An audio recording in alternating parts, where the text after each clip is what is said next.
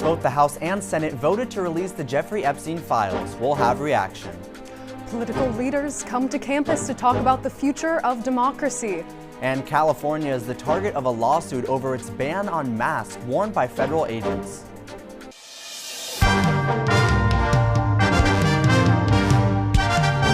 Annenberg TV News is next. A bill to release the Epstein files has passed in both the House and the Senate. Hi, I'm Sebastian Soto. I'm Lizzy Brunn. Now it's up to President Trump to sign the bill releasing the documents. I need to say clearly for the record, as the Speaker of the House, I'm saying to you, this legislation that will pass today is flawed and it must be amended. House Speaker Mike Johnson urged senators to rework the language of the bill. The only congressman to vote against was Republican Clay Higgins of Louisiana, claiming the measure did not do enough to protect innocent people named in the files. The Senate has unanimously agreed to pass the measure directly to the president without voting. Well, the president did everything he could to prevent this. When he realized he was going to lose the vote, he said, please pass it, which let all the Republicans off the hook. I think there will be huge pressure from the Attorney General and from people in the White House to redact anything that would embarrass Donald Trump. The nonprofit World Without Exploitation posted a PSA video featuring Epstein survivors, urging Congress to release the files. I was 14 years old. I was 16 years old. I was 16, 17, 14 years old. The video features 8 of the Epstein survivors holding pictures of their younger selves. They say, quote, "It's time to bring the secrets out of the shadows. It's time to shine a light into the darkness." President Trump will have an opportunity to sign the bill later tonight or tomorrow. The USC Dornsife Center for the Political Future hosted its annual Warsaw Conference, bringing together political leaders and thinkers to tackle some of the most pressing issues facing Americans today. If Kamala runs, but I predict those 3 are not going to win. Instead, the senator who gets put in jail will win from his jail cell. Okay, that's what's going to happen. All right, that'll be new for me. The panel, which included Joe Biden's former advisor and strategist, discussed issues such as the next Democratic presidential pick, the role of AI in shaping today's job market, and the growing trend of redistricting that has taken the country by storm. As of now, Utah, Missouri, and 11 other states are set to redraw their congressional maps, with 7 other states possibly following suit. And that our country is better off when we're engaging. And as Mike Murphy has often said, we need to learn to disagree without being disagreeable and remind ourselves that our opponents are not our enemies. So it's a great way to hear sort of cutting edge ideas for people who are, really trying to solve the country's problems. Yeah. So the focus of today's conference is to basically say, America, are we doing a good job or bad job? Are we a young democracy or an old democracy? Are we on our way up? Are we on our way out? The conference ended on a hopeful note, as speakers urged the audience to vote in the change they would like to see in their country. The Trump administration is suing California for 2 new laws banning ICE agents from wearing masks. The law also requires agents not in uniform to wear visible ID. The Justice Department argues states like California cannot regulate federal activity.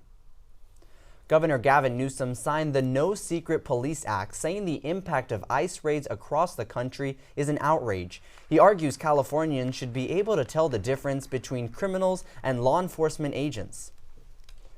Attorney General Pam Bondi explained the administration's position, saying, quote, "They do not deserve to be doxxed or harassed simply for carrying out their duties. California's anti-law enforcement policies discriminate against the federal government and are designed to create risk for our agents." A spokesperson for Governor Newsom's office says they will see the Department of Justice in court. UCLA students walked out of class today for a rally against a tuition increase.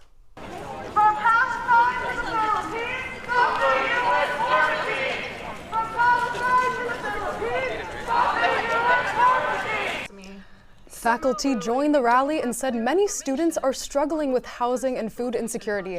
They're concerned that increasing tuition will make higher education more inaccessible. every time we increase tuition, we make it a little harder for people. That's not right. That's not what our public mission is. Our mission as a university is to be open to all of California. Anecdotally, people have already been struggling to pay tuition, and you know, as tuition rises, that means making sacrifices with housing or with food insecurity. Currently, California residents' tuition is $14,900, and non-California residents' tuition is $50,300. Each year, UC tuition can increase up to 5%. Students and faculty have planned a Solidarity Week of action to protest any tuition increase. A massive $2.4 billion capital plan for the Big Ten was put on hold by USC and Michigan, the only two schools in the league to oppose the deal. The proposal would have created a new Big Ten media entity, offering a 10% stake to UC Investments in exchange for $2.4 billion in funding. USC and Michigan called the deal financially risky. The schools are concerned over the length of the 21-year commitment and equitable distribution of funds. USC's athletic director Jennifer Cohen released a statement saying, quote, "We greatly value our membership in the Big Ten Conference and understand and respect the larger landscape. But we also recognize the power of the USC brand is far-reaching, and we will always fight first for what's best for USC." Fox Sports Radio's Rob Parker weighed in. Those are two schools that have made a lot of money in sports and kind of do their own thing. So the idea of sharing with other schools that are not on par with them, I understand why there would be some reservations. It makes total sense to me. The here and now, it looks like a great deal, the here and now. But is this going to be a great deal for USC or Michigan 10 years from now? And that's where you got to be careful. What are you signing away? Although Michigan and USC seem steadfast in their opposition, UC Investment says it's pausing the plan until all 18 Big Ten members are aligned. The Sustainability Club here at USC is dedicated to promoting eco-friendly practices across campus. The club holds special monthly events, hoping students continue to choose the green way. Many students actively contribute to sustainability by commuting to class on bikes and skateboards instead of driving. That helps reduce carbon emission and traffic congestion. One of the club's standout initiatives is Tune Up Tuesdays. Students bring their bikes and skateboards to the club for free maintenance. So we have a handful of tools. We're not, a full bike shop or a full skate shop, but we just want to help fix up people's rides. If you have a flat tire, if your chain fell off, if your bearings are too tight or too loose or falling apart, we have a little bit of everything for everyone. It's a lot of fun, mostly just trying to teach people how to take care of their own rides by example. The club says it fixes 50 to 100 bikes during this event. We spoke to some USC students about their experience. I've been coming for a minute. I'm in the Subdate Slack channel, so I just get the updates every time it comes around, and then I pull up when I want to get my bike fixed. So I started coming, and it's just been really helping out with my skateboard and always helping with the bearings and cleaning up the wheels and making sure that there's nothing going on and like messing up my skateboard. So it's always just a really nice, convenient time to come get my ride kind of fixed. The Sustainability Club's next Tune Up Tuesday is next year, Tuesday, January 27th. Get your pink and green on. Wicked for Good is coming to theaters.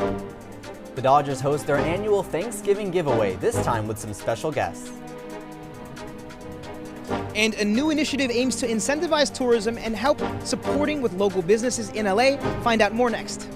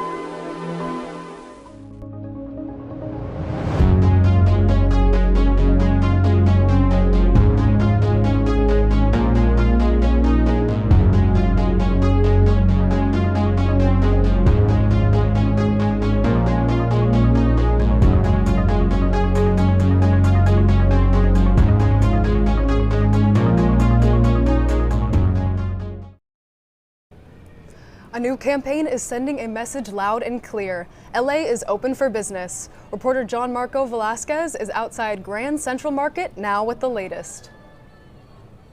That's right, and as the name suggests, LA is open is meant to encourage people to come out and explore the city and support all of the different attractions that LA has to offer for tourists, but also incentivize people to support local businesses, the local businesses that really make up that fabric of Los Angeles. And once more, this initiative is meant to encourage people to come out and truly experience LA and all that it has to offer. The city has long been a global tourist destination with many streets full of culture, vibrancy, and history, and this new push from Mayor Bass has excited many, including those vendors, those local business owners who look forward to the positive effect that it could have on all of their businesses that really call LA their home. We caught up with somebody. Take a listen of how she felt about this initiative.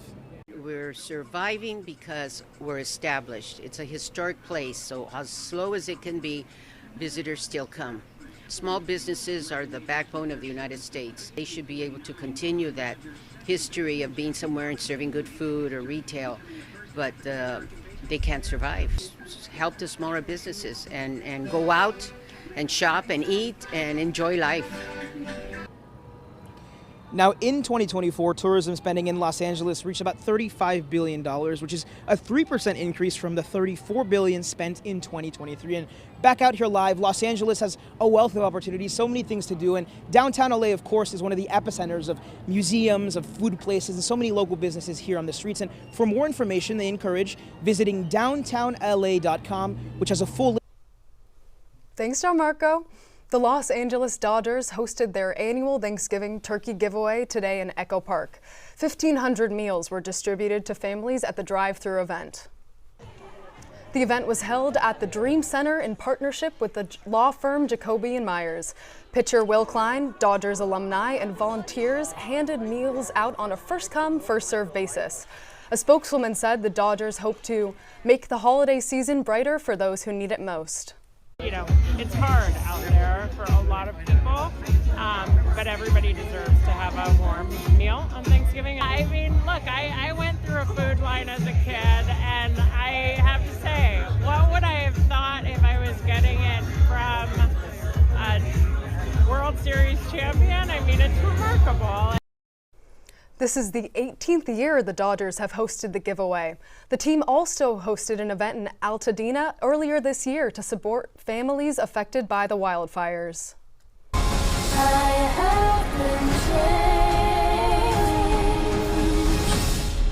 Think of what we could do together. Wicked for Good premieres on Friday. It's the sequel to last year's hit movie Wicked. We spoke to a USC professor about why the movie is getting so much attention. There are multiple reasons why, the emotional, the connection between the two stars. The biggest song is Defying Gravity. Defying Gravity is about freedom, being free to be yourself. And I think that is the message of Wicked, and I think that's why it resonates on a much deeper level than people understand. Last year, Wicked made $112 million during its opening weekend. It's currently the highest-grossing film adaptation of a Broadway show. Last night, a few lucky students screened Wicked for Good in a USC film class. The Wicked bug has definitely got to a lot of people. I think it's one of the most exciting movie premieres we've seen in a moment, or that people are really invested in. Really cool to see two very different women who also have so much love for one another and care about one another despite the outside chatter of the world. And it looks like people are already catching the Wicked bug. Fandango says Wicked for Good has the highest ticket pre-sales of any PG movie. It's dark outside now, but something else that's been pretty wicked has been our weather so far. Ian, tell us more. I'll tell you, we've been experiencing some wicked weather, and just like Wicked for You, we are experiencing a sequel of rain later into the week. taking a look at current conditions outside, going to school today, you may have noticed some scattered showers around the area, but overall mostly staying dry out there and should continue like that through the night and into tomorrow. As we look right now, it is 56 degrees, and diving into the 5-day forecast, we're still experiencing those cold temperatures with a high of 61 and a low of 49 tomorrow. This brief pause of stormy weather gives us a little glimpse of sun until it's time to prepare for the next storm. However, we are experiencing less rain than this previous weekend storm, with predicted rain totals around 3/4 of an inch. This third and last storm system will be arriving Thursday afternoon and sticking around till Friday morning. Highs are still sticking around the low 60s until we heat up and dry off into the weekend with 66 and 68 to wrap up the week. That was Meteorology with Maylee, checking weather on the daily. Now to Lucca and Tony with sports. What's up, Trojans? We're here at the Galen Center where the women's basketball team is looking to get a good bounce-back W against Portland after taking a loss against South Carolina. Coming up on sports, we'll also be talking about USC football and their award-nominated cast coming off an electrifying win against Iowa. And also, the Los Angeles Lakers might be getting somebody pretty good. You might know his name, LeBron James. He's coming back after missing some time potentially tonight at 7:30 against the Utah Jazz. All that and more coming up on ATVN Sports. USG election season has kicked off. They have a huge game on Thursday, right? Huge. Prior to that, he couldn't hit water if he fell out of a boat. And a warning tonight about a massive storm heading our way. We're live here at the Galen Center. What would y'all do if you had $2.5 million? Music, art, and women empowerment. And she put her stamp on Big Ten history. Those are men swimming like fish. Thanks for watching. Annenberg TV News, you never miss an episode. Don't forget to subscribe. Thanks for watching.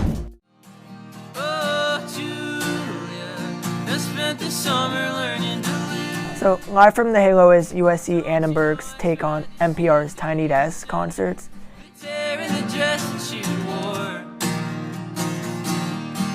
This is like a platform for USC students and adjunct students just to perform and play their music for an audience.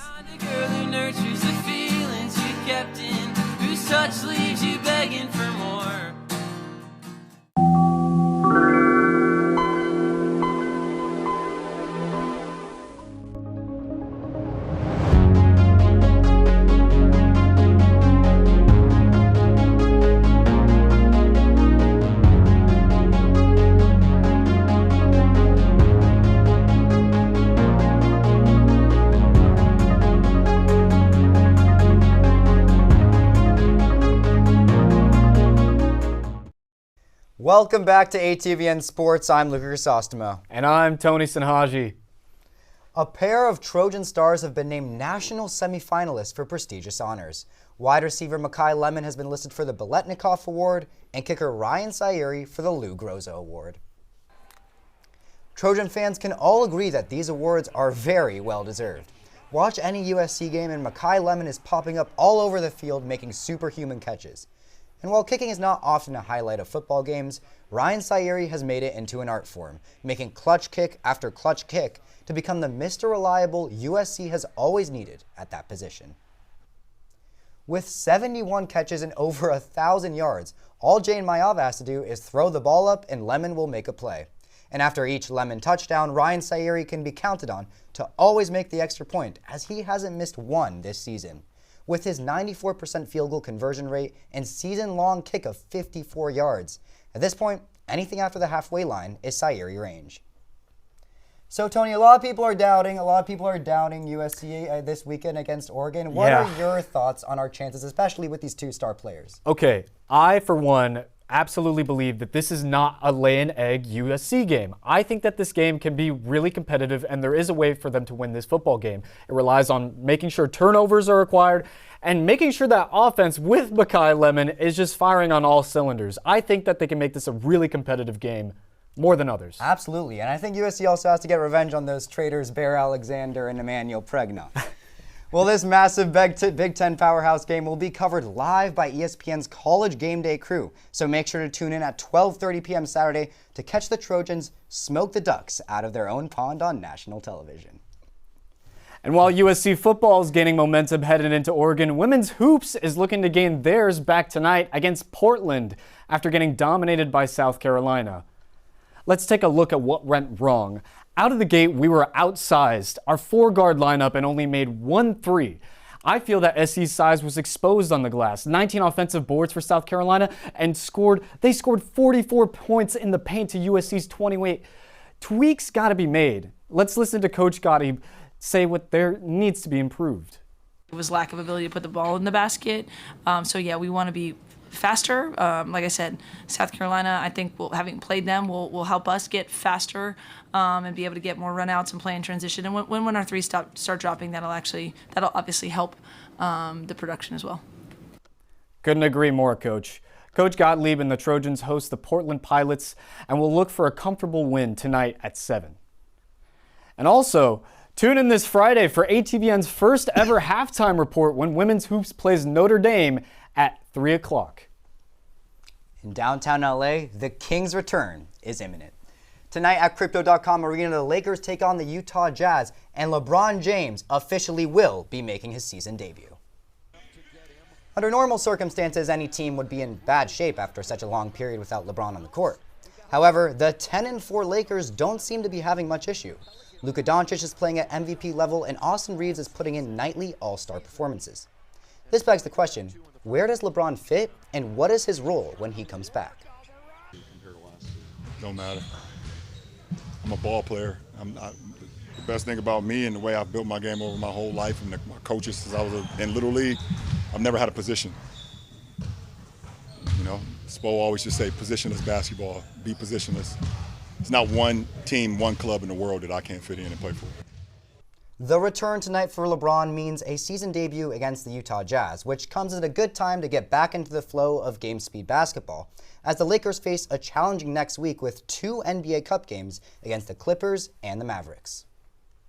While JJ Redick will almost certainly have James on a hefty minutes restriction for his comeback, Laker Nation will no doubt be excited for the King to take his court once more.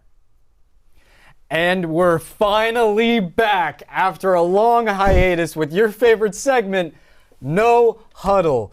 You guys know the deal. I'm going to spin the wheel here for Lucca and have limited time to respond to a question. We're back, Tony. Let's get into it. Let's do it, man. And we have USC versus Oregon, man. I mean, we mentioned earlier they're going to be a tough team, potentially a rain game as well. What do you think about it, man? I mean, I think definitely that we have, more, like you said, like more than a chance. Well, first of all, we are ranked 15 in CFP rankings. Yes. We will get that win. We will absolutely get that win, Tony. All right. And now for your turn, Tony. Here we go. The Clippers. Oh, brother. This is a little sore topic right now. The Clippers are not doing too well, Tony. It's not a sore topic for me, really, because I don't really care about the Clippers. The Clippers are without Bradley Beal, and they just lost Derrick Jones Jr. with an MCL sprain. I mean, 6 weeks? Yep, 6 weeks. And Chris Paul averaging 2 points per game. Terrible. Chris Paul should be retired. He should wrap it up. It should be. Sorry, Clippers Nation, but that's all we got for ATVN Sports. I'm Tony Sinhaji. And I'm Lucca Chrysostomou. Tune in 2 weeks from now for the last show from your favorite sports anchors. And Lizzy, tell us what we got next. Thanks so much. Next is Guided by Purpose with a Grammy-nominated guest.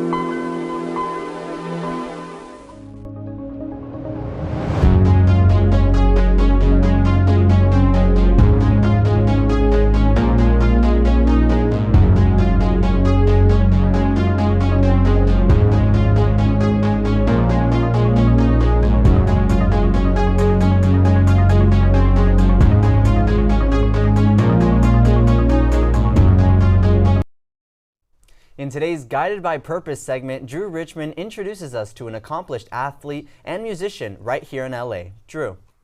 My people in purpose. When we set our goals, we aim for the top. Even if we fall short, there's always another route. I want y'all to meet Kevin McCall. He was a college running back at Washington State. When the NFL didn't work out, he turned to music and got nominated for a Grammy. My own words though, man, I would say resilience. Resilience, courage, because it takes courage to admit you messed up. It takes courage to look in the mirror and see your flaws and try to do something about it. And it takes courage to try to go back to those people you loved and the bridges you may have burned that you shouldn't have burned. Because sometimes I burn bridges to keep people away from me, to protect me. Let me tell you this. So we look in the mirror sometimes, say we messed up. I know for me, realizing I wanted more out of life than football. I got where I wanted to go, but I'm ready to reinvent myself. Right. You make these mistakes. Even with football, right, I kind of saw something where you said, you know, it didn't work out, but you wanted to reach this same level of success. Right. So you went and wrote Deuces. Right. Talk to me about the reinvention process. How do you find this skill to say, all right, this is what I'm gonna run with to reinvent myself and put me back on top? I look at when I used to say I had writer's block, and somebody said, no, you don't got writer's block. His name's Cornelio Austin. He gave me the beat pack where I made Deuces from. And the beat pack came from 1500 Lawrence, and that's a whole story. But he said, you don't have writer's block, you're not depressed, he said. You're just uninspired. You know what I'm saying? And the inspiration of why you do something is the key. Right now, I'm motivated and inspired by something that's outside of money, but sometimes I go back and forth for wanting that Grammy. I wanted to prove people wrong, but then it's like once you get to that pinnacle, then what? So I had to get to something that'll always be here even after I'm gone. So if I do something for the kingdom of God and for the people, that's gonna be forever. Oh, how I see it so clear. Purpose isn't about escaping your story, it's about owning it and using your story. The mistakes, the wins, the heartaches, all of it becomes materials that mold you into the person you're meant to be, guided by purpose. What a great story, Drew. I know I'm trying to find my purpose as well. What about you, Lizzy? Same. I've been searching for it. Only have one show left in 2 weeks, so better figure it out by then. I know. I can't imagine not getting my motivation every Tuesday. I'm going to miss it. But we don't have to think about that right now. We still have a show in 2 weeks. And thank you for watching Annenberg TV News. From everyone here at Annenberg Media, I'm Sebastian Soto. And I'm Lizzy Brunn. For more coverage, don't forget to subscribe to our channel and turn on notifications so you never miss an episode. We'll see you next time. Good night. I think that was good.